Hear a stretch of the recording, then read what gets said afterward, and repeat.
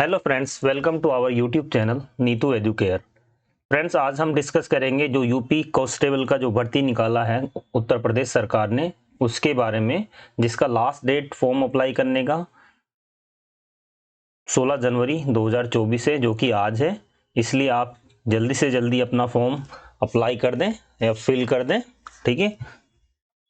तो चलिए जानते हैं इसके बारे में। जैसे आपको स्क्रीन पे दिख रहा है कि बम्पर वैकेंसीज आई हुई हैं, जो टोटल वैकेंसीज कितनी है 60,244। ओके, 60,244 टोटल वैकेंसीज हैं। चलिए वीडियो स्टार्ट करते हैं। देखिए, इस वीडियो में हम डिस्कस करेंगे इंपॉर्टेंट डेट्स, एप्लीकेशन का फीस कितना है, एज क्या है, उसका एजुकेशन क्वालिफिकेशन यानी तो जो तुम्हारी शैक्षिक अर्हता है वो क्या है, और टोटल वैकेंसी कैटेगरी वाइज कितना है, फिजिकल एलिजिबिलिटी में क्या क्या चाहिए, ओके, इसका सिलेबस क्या होगा, एग्जाम पैटर्न क्या होगा, और बाद में हम थोड़ा ऑफिशियल नोटिफिकेशन को भी डिस्कस करेंगे। ऑफिशियल नोटिफिकेशन में जो इंपॉर्टेंट पॉइंट्स होंगे उनको हम लोग एक एक करके डिस्कस करेंगे। जैसे इंपॉर्टेंट डेट्स में देखिए, नोटिफिकेशन रिलीज हुआ था आपका 23 दिसंबर को, ठीक है। एप्लीकेशन जो स्टार्ट हुआ था 27/12/2023 यानी 27 दिसंबर को। Last date of apply online form क्या है, यानी 16/1/2024, जो कि आज है, यानी आज इस फॉर्म को भरने का अंतिम दिन है। तो आप सभी से रिक्वेस्ट है कि आप जो भी इस पोस्ट के लिए एलिजिबल है यूपी कांस्टेबल के लिए, वो इस फॉर्म को अप्लाई कर दे, क्योंकि बहुत ही अच्छा चांस है, बहुत ज़्यादा वैकेंसीज हैं, 60,244, ठीक है। पे एग्जाम फीस लास्ट डेट कितना, 16 जनवरी 2024, यानी इसका जो लास्ट पेमेंट करने का जो डेट है वो भी 16/1/2024 यानी आज ही है। करेक्शन, यदि आपसे कोई फॉर्म भरते हुए कोई त्रुटि वगैरह रह गई है तो आप उसे 17-18 जनवरी तक करेक्ट करा सकते हैं। ओके, तो मैं तो यही बोलूँगा कि अगर जो आपको फॉर्म भरना है तो फॉर्म आप भरते टाइम उसे 1 या 2 बार क्रॉस वेरीफाई करें बिफोर फाइनल सबमिशन, यानी फाइनल सबमिट करने से पहले उसे 1 या 2 बार वेरीफाई करें, जिससे कि कोई त्रुटि या कोई गलती रहने की जो है संभावना जो है 0 हो जाए, जिससे लेटर स्टेज में आपका फॉर्म जो है कैंसिल ना हो। एप्लीकेशन फीस के बारे में जानते हैं। इसमें एप्लीकेशन फीस जो है सभी कैटेगरीज के लिए 400 रुपये है, चाहे वो मेल हो, फीमेल हो, SC हो, ST हो, जनरल हो, OBC हो, सबके लिए 400 रुपये है। एज लिमिट, तो जो एज चाहिए इसके अंदर, और उसकी गणना जो है 1/7/2023 से होगी, यानी जो एज लिमिट है जो से पुरुष अभ्यर्थी के लिए दिनांक 1/7/2023 को 18 वर्ष की आयु प्राप्त कर ली, यानी उसकी मिनिमम एज कितना होना चाहिए, मैं थोड़ा लिख देता हूं आपके लिए। मिनिमम एज कितना होना चाहिए, मिनिमम हो गया 18 साल, यानी 1/7/2023 को आपका 18 साल होना चाहिए, और मैक्सिमम एज कितना होना चाहिए 22 साल। तो यानी ये जनरल कैटेगरी के लिए, ठीक है, जनरल कैटेगरी के लिए। अब अगर जो कोई SC में है तो उसको अलग से छूट मिलेगी, ST में है तो उसको अलग से छूट मिलेगी। तो ये भी ऑफिशियल नोटिफिकेशन में दिया हुआ कि किस श्रेणी को कितनी छूट मिलेगी। ये छूट तभी मिलेगी जब आप उत्तर प्रदेश के मूल निवासी हैं, यानी यूपी के मूल निवासी हैं आप, तभी आपको ये छूट मिलेगी, ठीक है। यानी आपको डोमिसाइल लगाना पड़ेगा यूपी का, यानी डोमिसाइल मतलब यूपी का निवास प्रमाण पत्र आपके पास होना चाहिए, ठीक है। तो यानी जो जनरल कैटेगरी 18 से लेके 22 साल उम्र होनी चाहिए। इसी तरह महिला अभ्यर्थी के लिए क्या है, 1/7/2023 को 18 वर्ष उसका कंप्लीट हो और 25 वर्ष की आयु प्राप्त न की, अर्थात अभ्यर्थी का जन्म 2 जुलाई 1998 से लेके 1 जुलाई 2005 के बाद नहीं होना चाहिए। तो यानी इसमें भी 18 से 25 के बीच होना चाहिए, ठीक है, मिनिमम और मैक्सिमम के बीच में, ठीक है। और इसमें भी छूट आपको मिल जाएगी, जो भी कैटेगरी वाइज जो छूट है वो आपको मिलेगा। जैसे यहाँ पे दिया हुआ है, पिछड़ा वर्ग के लिए, अनुसूचित जाति के लिए, अनुसूचित जनजातियों और अन्य श्रेणियों के अभ्यर्थी, केवल उत्तर प्रदेश के मूल निवासियों के लिए ही ये छूट मिलेगी उम्र में, यानी जो आयु में छूट मिलेगी उत्तर प्रदेश के मूल निवासी होंगे तभी उन्हें छूट मिलेगी।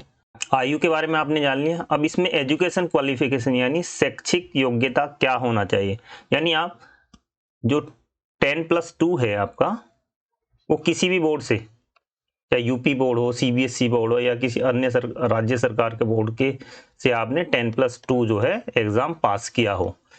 इसमें जो अपीयर्ड है यानी जो 12वीं में जो है, 12वीं में है इस बार, वो इसको एग्जाम को नहीं भर सकते।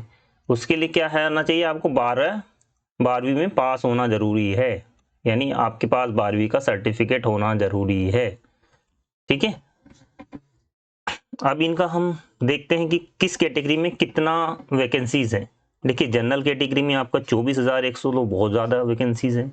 ओबीसी में 16,264, ईडब्ल्यूएस में 6,024, एससी में 12,650, एसटी के लिए 1,204। टोटल वैकेंसी कितना, 60,244 है। दोस्तों ये बहुत ही अच्छा चांस है, अगर जो आप मेहनत करेंगे, तैयारी करेंगे, तो इसमें बहुत अच्छा चांस है कि आपका सिलेक्शन इसमें हो जाए।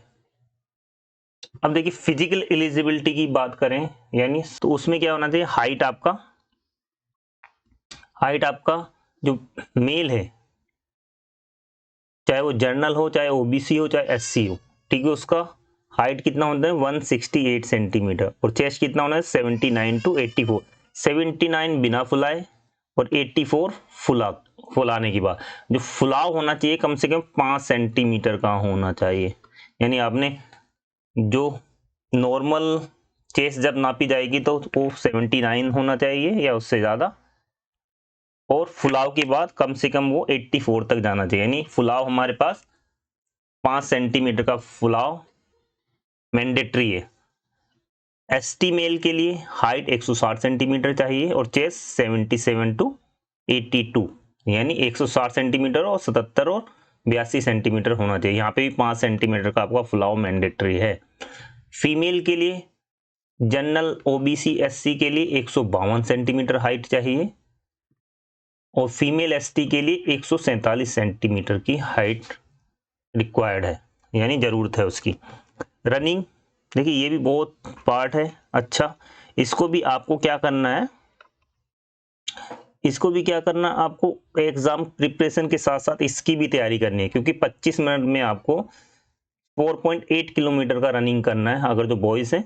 गर्ल्स के लिए 14 मिनट में 2.4 किलोमीटर आपको रनिंग करना। तो 1 महीने का टाइम है आप लोगों के पास, तो 1 महीने में इसका रनिंग का आप प्रैक्टिस कीजिए, तो 1 महीने में इजीली आप अचीव कर सकते हैं। ओके, तो आप घड़ी पहन के या स्मार्टफोन पे आप अपना रनिंग सेट करके वहाँ पे आप उससे मेजर कर सकते हैं कि आप 25 मिनट में 4.8 किलोमीटर दौड़ पा रहे हैं या नहीं दौड़ पा रहे हैं। तो इन चीज़ों को भी आपको एग्ज़ाम के साथ साथ तैयारी करना है, एग्ज़ाम की प्रिपरेशन के साथ साथ इसकी भी तैयारी करना है, क्योंकि अगर जो आपने एग्ज़ाम निकाल लिया और आपने दौड़ नहीं निकाला तब भी आप डिस्क्वालीफाई हो जाओगे। ओके, अभी सिलेबस की बात करते हैं। सिलेबस देखिए मैंने इसका ऑफिशियल सिलेबस उठा लिया है, ऑफिशियल सिलेबस मैंने उठाया है। ओके, उसकी ऑफिशियल वेबसाइट से। किसी भी एग्जाम की तैयारी करने से पहले आपको उसका सिलेबस जो है पता होना चाहिए। ठीक है, तो इसका सिलेबस हम लोग देख लेते हैं, सिलेबस में क्या क्या है। ठीक है, सिलेबस में देखिए सबसे पहले क्या है, आपका सामान्य ज्ञान है। सामान्य, ठीक है, सामान्य ज्ञान, जनरल नॉलेज। जनरल नॉलेज में जैसे सामान्य विज्ञान हो गया, भारत का इतिहास हो गया, भारतीय संविधान हो गया, भारतीय अर्थव्यवस्था हो गया। ठीक है, इसी तरह बहुत सारे उसमें टॉपिक्स दिए हुए हैं। ठीक है, ये एग्जाम जो आपका 4 पार्ट में होगा। एग्जाम कितने पार्ट है, 4 पार्ट है इसके, मतलब पेपर एक ही होगा पर वो 4 भागों में डिवाइड होगा, ABCD।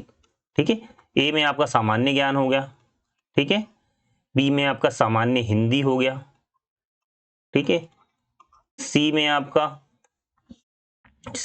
क्या है, गणित हो गया, ठीक है, न्यूमेरिकल यानी संख्यात्मक एवं मानसिक योग्यता हो गया, ठीक है, और डी में आपका क्या हो गया, मानसिक अभिरुचि, ठीक है, एंड तार्किक क्षमता, ये आपका हो गया। तो सिलेबस काफ़ी अच्छा है। ठीक है, तो इसको आपको पूरा टाइम देना पड़ेगा, 1 महीने में कवर हो जाएगा, पर आपको कम से कम 8 से लेके 9 घंटा डेली आपको देना होगा, तब जाके सिलेबस आपका कंप्लीट होगा। ठीक है, इसलिए इसे इजी नहीं लेना है। ठीक है, ये सिलेबस का लिंक जो है मैं अपने वीडियो के डिस्क्रिप्शन में डाल दूंगा। ओके, तो ये आप वहां से डाउनलोड कर सकते हैं। ठीक है, चलिए अब इसका एक ऑफिशियल नोटिफिकेशन भी देख लेते हैं। ठीक है, ऑफिशियल नोटिफिकेशन में जो इम्पोर्टेंट पॉइंट है हम लोग उन्हें डिस्कस कर लेते हैं। देखिए, तो सबसे पहले यहाँ पे दिया हुआ है कि भाई आरक्षी नागरिक पुलिस यानी यूपी कांस्टेबल। ठीक है, यूपी कांस्टेबल, उसमें पदों की संख्या पहले दी हुई है, टोटल पद कितने 60,244 और कैटेगरी वाइज यहाँ पे दिया हुआ है। ठीक है, अब आवेदन शुल्क जमा करने की तिथि, ठीक, कब से स्टार्ट हुआ 27/12 से, कब तक है 16/1 तक। यही जो है लास्ट डेट है, जो कि आज है। आज क्या 16 जनवरी 2024 है, तो आज इसका लास्ट डेट है। तो आज ही आपको ये फॉर्म एनी हाउ कैसे भी करके जब फॉर्म भरना है। ठीक है, भर्ती शुल्क कितना है आपका 400 रुपये है। ठीक है, अब देखिए इसमें फॉर्म भरने के लिए क्या होना चाहिए, भारत का नागरिक है वो तो तुम लोग हो। ठीक है, यदि कोई तिब्बत से भी आया है तो 1962 से पहले आया हो तो भी वो भर सकता है। ठीक है, और ये भी है। ठीक है, इस नोटिफिकेशन को आप ढंग से रीड करना। ठीक है, अभी जैसे कोई 12वीं कक्षा में है, अभी उसने 12वीं कक्षा के एग्जाम नहीं दिए, 12वीं कक्षा में पढ़ रहा है, तो वो क्या है, इसमें एलिजिबल नहीं है। यहाँ पे साफ साफ लिखा हुआ है। ओके, कि जो 12वीं कक्षा में अभी पढ़ रहा है वो एलिजिबल नहीं है। और भी कुछ पॉइंट है, जैसे आपको प्रेफरेंस मिल जाएगा। ठीक है, अगर जो ये चीजें हैं आपके पास तो आपको यहाँ से प्रेफरेंस भी मिल जाएगा। देखिए आपके पास अगर जो NIELT DOE ACC से कोई कंप्यूटर का ओ सर्टिफिकेट है, ओ लेवल का सर्टिफिकेट है आपको, तो वरीयता दी जाएगी। प्रादेशिक सेना में न्यूनतम 2 वर्ष की अवधि तक सेवा की तो वरीयता मिलेगी आपको। अगर जो आपका बी प्रमाण पत्र है एनसीसी में आपका बी प्रमाण पत्र है तो भी आपको वरीयता दी जाएगी। ठीक है, ये एज के बारे में, एज क्वालिफिकेशन, एज कब से कब तक होना चाहिए। ओके, तो ये हम लोग डिस्कस कर चुके हैं। 18 से 22 या 18 से 22 के बीच होना चाहिए, या 18 से 25 के बीच होना चाहिए।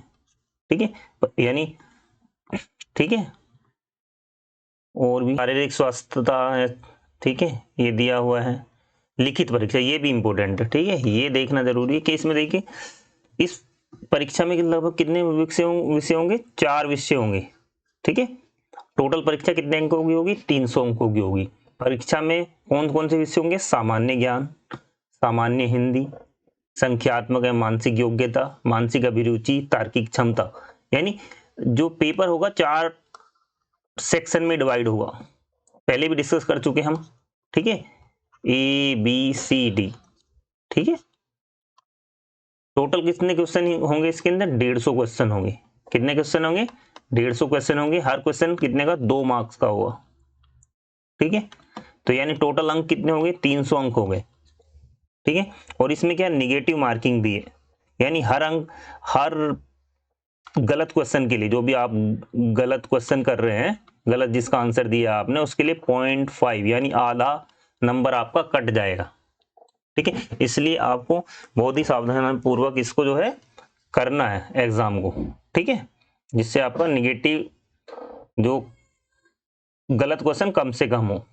ये भी बहुत इंपॉर्टेंट है कि ये पेपर जो है ऑनलाइन नहीं है, ये क्या OMR सीट पे है।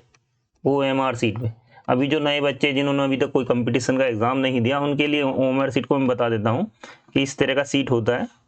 यहाँ क्वेश्चन नंबर लिखा होगा 1, क्वेश्चन नंबर 2, और यहाँ पे गोले दिए होंगे इस तरह ABCD।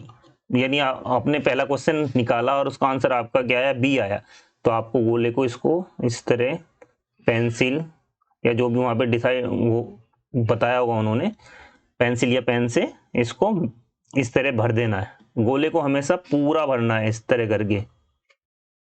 ओके, इस तरह करके कोई जगह खाली ना रहे।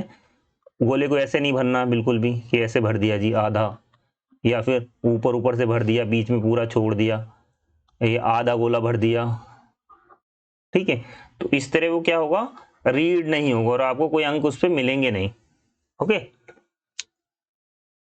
तो जब भी आप प्रैक्टिस सेट लगाएंगे ना, जब भी प्रैक्टिस सेट लगाएं अपना, माना आपका तैयारी हो गया, आप प्रैक्टिस सेट लगा रहे हैं, तो आप हमेशा OMR सीट पे लगाइए, जिससे आपको प्रैक्टिस हो जाए कि OMR सीट में गोला कैसे भरना है और कितनी जल्दी से जल्दी आप गोले को भर लें, ठीक है।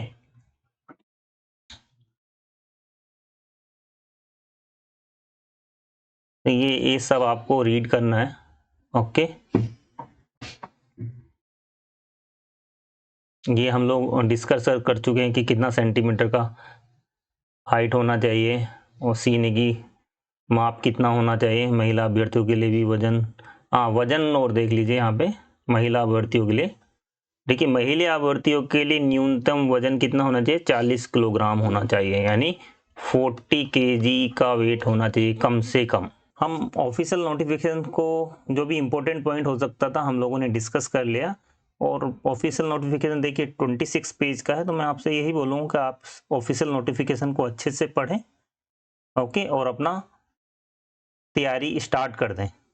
ओके, सबसे पहले आप इसका सिलेबस डाउनलोड कर लें, मैं उसका लिंक अपने वीडियो के डिस्क्रिप्शन में दे दूंगा, वहाँ से आप ऑफिशियल सिलेबस इसका डाउनलोड कर लें और तैयारी स्टार्ट कर दें। यदि आपको हमारा वीडियो अच्छा लगा हो, पसंद आया हो, तो हमारे वीडियो को लाइक शेयर और हमारे चैनल को सब्सक्राइब करें। Thank you for watching.